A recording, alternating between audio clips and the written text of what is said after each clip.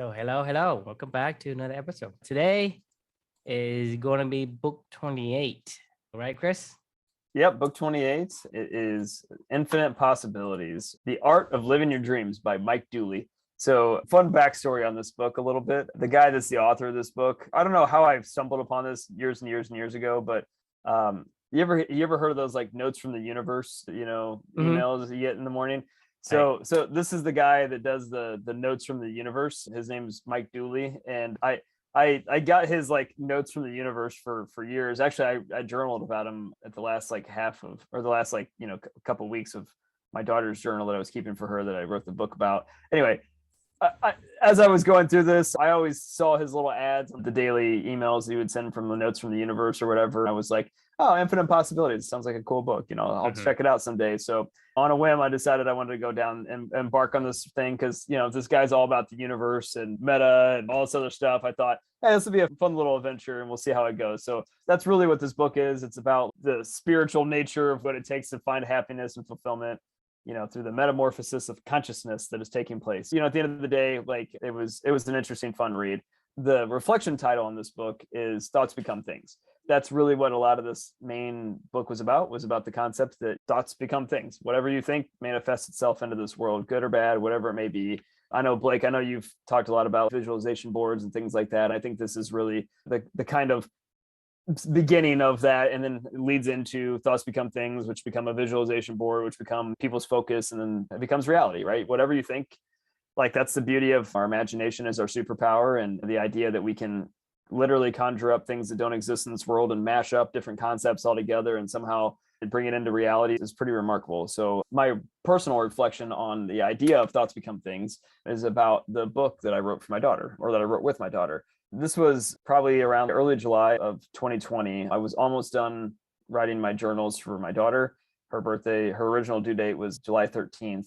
I was a few months into the journey of after losing her, and I was starting to kind of come back to reality a little bit. My imagination was starting to grow again. I was starting to question a lot of new things and take in all these different new topics and things I was learning about in books. I felt like I was finally starting to kind of regain my life back a little bit, just a tiny bit. I remember one day I was actually in the shower. I think I told you about this right after this happened, because I think we met maybe like a month later. I was in the shower and we have this little like window that's like a tiny little window that's above the shower. I just got done running and I was writing to my daughter, and I was thinking a lot about just all that we had gone through. And for some weird reason, it was like the perfect time in the middle of the day when the noon sunlight was coming in, and it was just coming perfectly through that window. And as I was done showering, like I could see the steam just like, coming off of my body. And I was like, but it was only when it was in the light. When I would move it out, it was gone. And when I would move it in, I could see the heat coming off. And it just reminded me like, man, there's just so many things in this world that I can't see that's going on. There's just heat radiating out of me. And like, what if you could like harness that heat source and go do something with that, just the stuff that we can't see, basically, kind of started thinking in my mind. And I started to think about my daughter, and I started to think about, like, I know she's not here, but, what if I could live my life with her every single day still? What if I could really, imagine her being here with me, and we could still do stuff together. We could still, go on walks with each other. We could still, read to each other, do all the things that, normal, father-daughter relationships entail. And like, what if that was my reality? What if I just lived that way? I mean, there's things that I can't see. I don't know if she's still around me. What if I actually just made that my reality? I just felt really, really happy about that thought. So I went immediately upstairs and I wrote the last paragraph to the book. I hadn't even started the book yet. I was still just journaling to her at that time. And I don't know, I just had this thought I couldn't get out of my head of like, what if I could live every day of my life with my daughter? And so I ran upstairs and started to scribble out as fast as I could, kind of what I was thinking and how I would want to live my life. And, I literally wrote on my Evernote, like, this is the final paragraph of the book kind of thing, is where my head was at when I wrote that. Fast forward 18 months later after that, there was a book that I could share. And there was a book about me living my life with my daughter. And there was a book about imagining my world with her. And that's how I live my life every single day to this day. So, the idea of thoughts become things, can be real.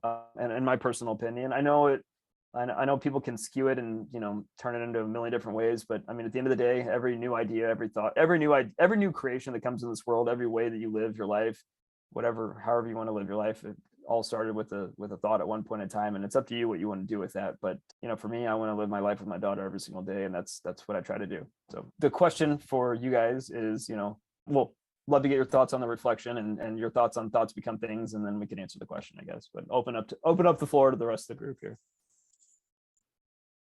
Where do you want to go first, or me? You can go. I mean, I definitely think there's a lot of truth to this. I think a lot of people kind of spin this and kind of go a little bit nuts with this idea. But I definitely think, I've had goals that I've used this. I've had, tough moments in life where I've used this. I mean, my wife and I, we have a almost 10-month-old, and we had a miscarriage previously. And, we used, I know she really used it on focusing on, getting pregnant again, having a happy, healthy baby. And we have a very happy, energetic, healthy baby now. And I think just the fact that she thought about getting pregnant again, thought about having a healthy baby, I think, that changed probably how her body functioned. I think probably relieved stress. And I think it was part of the reason why we do have a happy, healthy baby. I think it also, you have to do the actions, whatever you want or believe, or, your outlook on something, you have to have the actions that align with it. So, I've also had situations where there was one moment in life where I went through some terrible, hard stuff. And it kind of goes back to the whole religion thing. I remember saying to God, basically saying, you know what, this is my life. This is where I'm at. I'm going to make sure I make the most of this and be thankful for what I have and not think this is the end of the world, and have a positive outlook on it and say, whatever this is, the rest of my life, I'm going to still live a happy life and make the most of it. And those moments were very dark times for me, where I thought my life's over. My life's going to be terrible, but I kind of changed my outlook, kind of envisioned a happy life and said, I'm going to make the most of what I've got. And I'm very lucky now. I have a very happy life. I think this is definitely true. I think it's about aligning the actions with those thoughts and reading, frequently, whatever that vision is. So, you can talk like the book, The Secret, and all that stuff. I think there is somewhere in there's some truth I don't think we fully understand yet.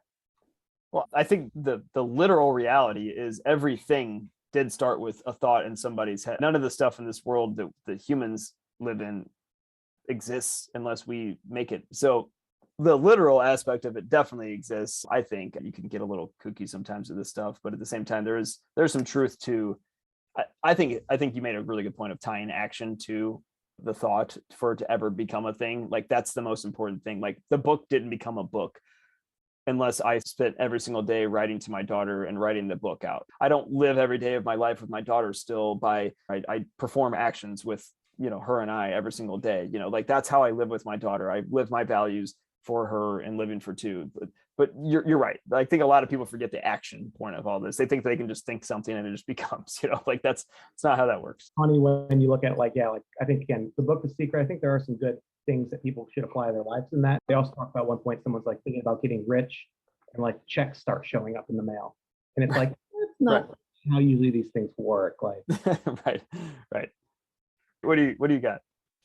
For me is when I heard the, thoughts become thing, my thought is that everything that we made, everything that man made starts from a thought. Everything. And every thought does not always become things. Correct. Right? Yep. And so to kind of add to what Blake was saying, it's a necessary ingredient to become things, but it's not all of the ingredients, right? It's just part of an ingredient. So thoughts is going to be needed, plus actions, plus, I guess, persistence in some sort. So there's a variety of different ingredients to make the things happen, but without the thought, the things won't exist. Don't forget people, others have to believe as well a lot of times for the things to become a thing. For us all being on this conversation right now, believing in the idea of living a balanced existence and clubbing. There's multiple components in making it things, but all of the ingredient must be there for it to manifest into things. It is one of the fundamental ingredient that you have to have a thought before other things can attach itself. Because to me, a thought lays a foundation. Because without thought, there won't be an action. Because action cannot attach itself to nothing. A thought is a fundamental ingredient to become things, but we also have to be careful that not all thoughts are going to become things. Or good things. Like, I mean, like sometimes bad things, like sometimes the biggest lessons you learn in your life are from things that, were the hardest stuff and the most painful stuff. I mean, understanding what ingredient needs to happen to make the things becomes a reality, manifests itself. Because sometimes there are things that you don't want, which is bad. So if you can suffocate the ingredient, that thing won't become a reality. For example, you want a hard life, right?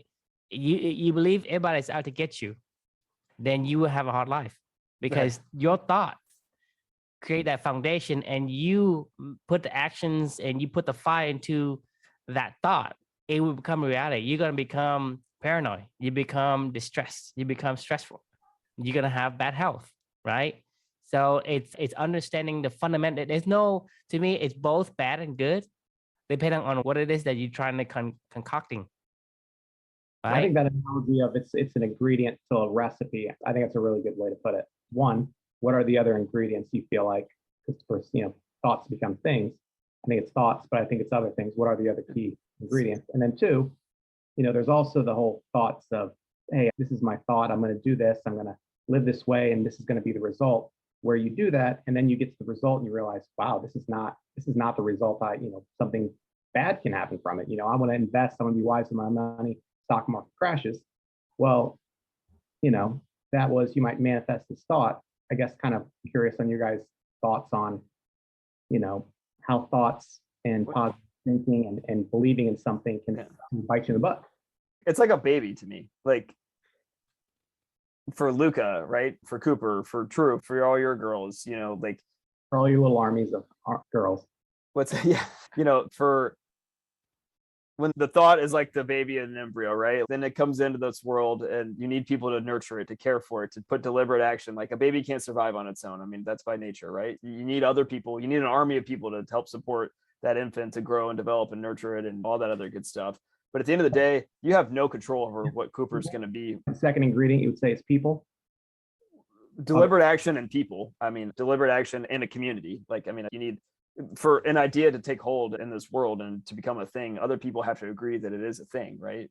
Otherwise it's just an idea in your head, and eventually, unless you do something with it, it'll die, and other people, like if other people don't recognize it, it doesn't become a thing. So, and then the third thing is, you can't, to answer your other question, you can't ever control what Cooper's going to do when he's 30 years old. At a certain point in time, that idea takes on the life of its own, what I mean? The baby takes on a life of its own once it's fully baked and out of the womb, and you've nurtured it, grown it to the point in time where it now has its life of its own, right? And then all of a sudden that thing becomes whatever that thing becomes. You can't control that, whether it's a good or a bad thing. I mean, I don't want to even think this, but like, what if Cooper or Luca or any of our kids, become like Hitler or something like that, right? Do you think Hitler's parents were like, like that was like, what I had a kid, I did the right thing, I nurtured and cared for it, and it became Hitler, like, I mean, like that's, it's craziness, right? But at the same time, you can't control an idea once it's out in the world and it does its thing. Once it becomes a thing, it's the thing. Yeah, once it becomes a thing, then you have no control. You can nudge, but that's all you can do. But to me, it's the thought plus the actions, and the action comes as a consequences of the thought being like, kind of forceful enough for an action to trigger. So whether something you think about is important to you and it outweighs whatever other value you have at a status quo, meaning, oh, I'm not going to do anything. When I'm doing something, it outweighs that status quo of not doing anything. Whether that, hey, I'm afraid of something or I want something to happen.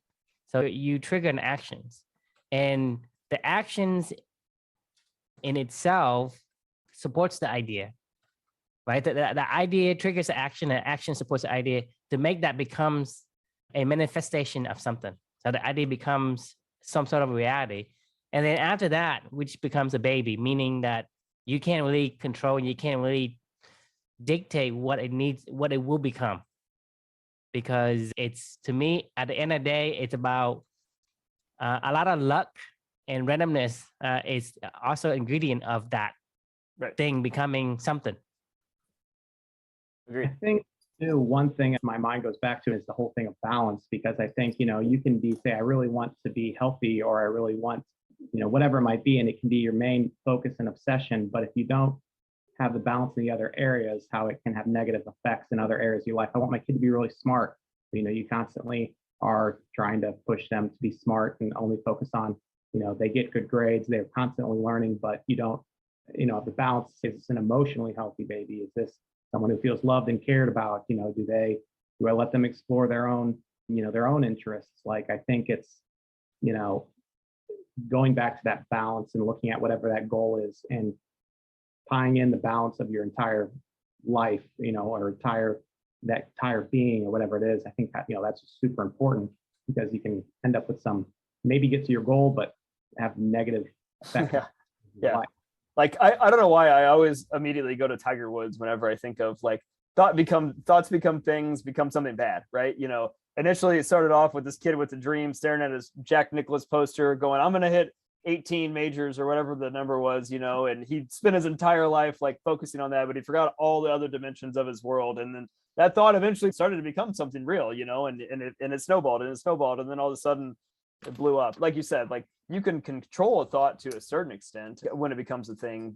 And you do that by trying to create an ecosystem where it can still thrive in the universe. To me, it's all ingredient that comes to surface attached to that idea. Right. And so I don't think Tiger wants to be that, that kind of Tiger Woods, right? It just happens to be that way because of the timing, the environment, or there happens to be the kind of culture that he's been in, kind of like introduced to. So I think it all boils down to that randomness of things attaching to whatever that idea was, and it turns into something different. And so whether it turns to be bad or good, it has to do a lot with luck as the ingredient.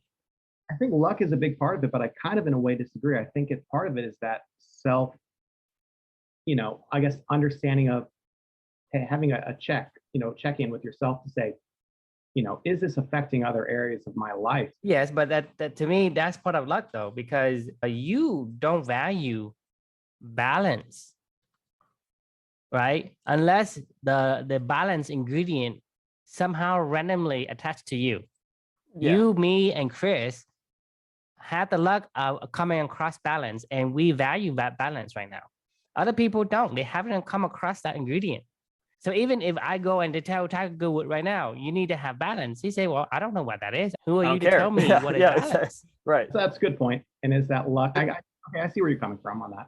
And to be fair, like Tiger Woods, if he did discover that early on, he may not be Tiger Woods. You may never know who he is. Like, I mean, who is the Tiger Woods of balance? Like there is no, you would never know that because it's impossible to know that. It's an anti-example of balance. So if the balance ingredient has randomly flown, and attached to that Tiger Wood, he's not Tiger Wood, he's Tiger Balance. Exactly. And you would never know who he is because he's probably living a fulfilled, happy life somewhere and just a random guy, Yeah. Maybe he could have been a guy who had a longer career that maybe wouldn't have won. Yes, exactly. Maybe. Yeah. We don't know. And that's the beauty of it. It is unique in its own way, depending on the kind of random ingredients that happens to be nearby that it's going to attach to that idea or object and make it the thing it is, a thing it will be. So back to Tiger Woods. It's I don't know, it's just such a good example of unbalanced. We want everybody to be Tiger Woods these days. That's the prevailing sentiment in this world, is to be Tiger Woods until it falls off the rails. And you're like, well, how did you get there? And you're like, well, you guys kind of all let him down that road. We encourage it. We like to watch the show, but nobody wants to live that life, Right. Yeah, Michael Jordan's the same way. I mean, there are a lot of people who said, like, I did not like him. Maybe he didn't go to the extreme of Tiger Woods getting, addicted to pain pills and all that. But, because there was not balance, he had good relationships with people. To me, there is some part luck and some part having the commonality to attract the ingredients. Because, like, for example, me and Chris, right? We could have the same commonality of valuing balance. But for us to come together, that has to do with luck. The two objects that get nearby, they say, well, oh, you do this too, I do this too. So we get together. It attracts, right? But doesn't mean that it has to be in the same nearby location. I've been wanting to tell you this, like since the moment we hopped on, I totally forgot. I'm reading right now the autobiography of Will Smith. It's just called Will. And I just finished this section of when he met DJ Jazzy Jeff, which I don't know if you even know who these people are, but yeah, I'm sure you know who he is. It was by total happenstance, chance, you know, they met at some like house party. He was supposed to be DJing for a friend in Philadelphia, and Will was becoming a pretty good MC, and DJs were like the star of the show back then. Anyway, long story short, the first thing I wanted to say to you when you came on here was like, oh my God, you're like my Jazzy Jeff. I like the fact that we met each other through this whole entire world. When those two met each other the first time, it was like, oh, let's get to work. You know, I get it. And then they became Fresh Prince and DJ Jazzy Jeff, and they did their whole thing. But it was a total happenstance luck that they met. Exactly. You know? Yeah. So luck is not all of the universe, but luck is part of it, right? Because I could come across someone who doesn't share my common value. We just bounce and go our separate ways. But when you have somebody who has the same value, then it click. But there has to have the luck for those two persons to be nearby in the same region, locality, whatever you want. Whether that's physical locality or mental or philosophical or whatever, metaphorical, whatever you want to call it, right? There's certain part of it has to be luck. There's certain part has to be some of the things that comes from the thought and the values that you carry.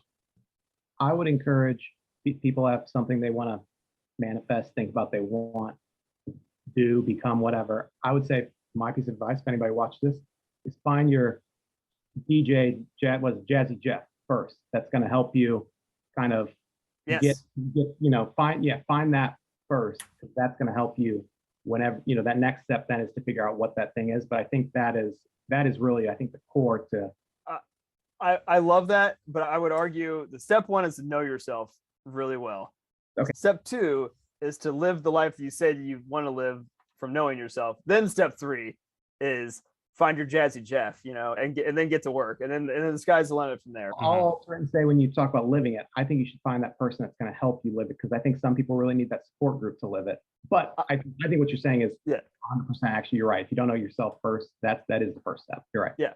Yep. I mean, you are right. Like for an idea to become, for what Trieu and I are trying to do with Club Mini, like, I mean, it will become a reality just because I know it will. We're both dedicated equally to this cause and this mission. And if this thought becomes a thing, I have 100% confidence in this thing. It will become a thing just because I know how aligned both he and I are. Now you as well. We'll add more people into this whole entire mix, and as we go, we'll make it a thing. The journey is going to be fun no matter what. I think I would have a totally different view. I don't think I would be the person that I am without that. So I think just those relationships and surrounding yourself with those people, I think those are things that we don't look at enough. And people who aren't positive influences in our life, maybe we've been friends with our entire life, having those thoughts of, hey, are these people really good for me?